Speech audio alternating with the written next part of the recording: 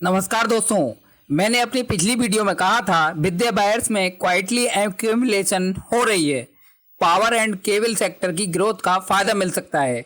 Breakout के बाद stock में बड़ा मूव देखने को मिल सकता है और आज स्टॉक उसी टारगेट जोन के पास पहुंचता दिखाई दे रहा है।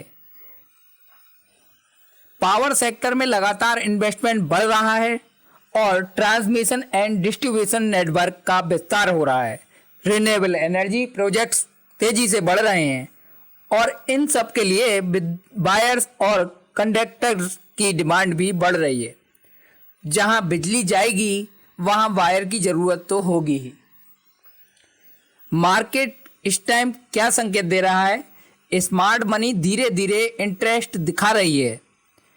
स्टॉक में मोमेंटम इंप्रूव हो रहा है और बायर्स वीकनेस में भी एक्टिव थे और इम्प्रूवमेंट में भी यहाँ एक्टिव दिखाई दे रहे हैं। अब आगे क्या?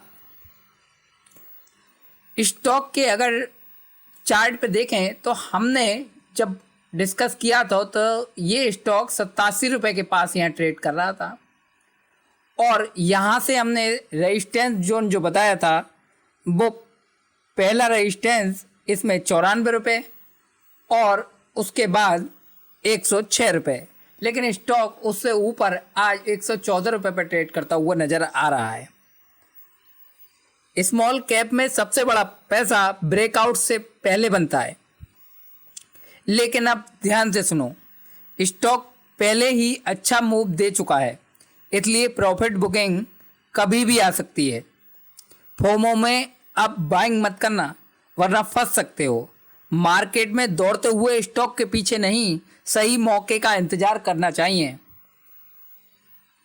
अब अगर इसके नए रेजिस्टेंस और सपोर्ट लेवल पे नज़र डालें तो इसका पहला सपोर्ट 96 रुपये और अगर स्टॉक इससे नीचे की तरफ भी फिसलता है, जैसा कि मैंने बताया था कि इसमें प्रॉफिट बुकिंग आ सकती है, तो स्टॉक में इसका अगला सपोर्ट 77 रुपये इसमें देखने को मिल सकता है।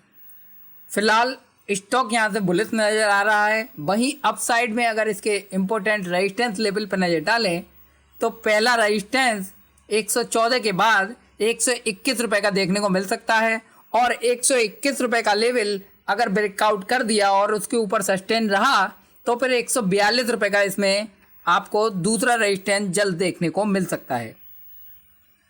पिछली वीडियो में जो एनालिसिस दिया था विद्या बायर्स उसी डायरेक्शन में मूव करता हुआ दिखाई दे रहा है। अब सवाल ये नहीं कि स्टॉक चला क्यों, सवाल ये है क्या अभी अगला ब्रेकआउट बाकी है?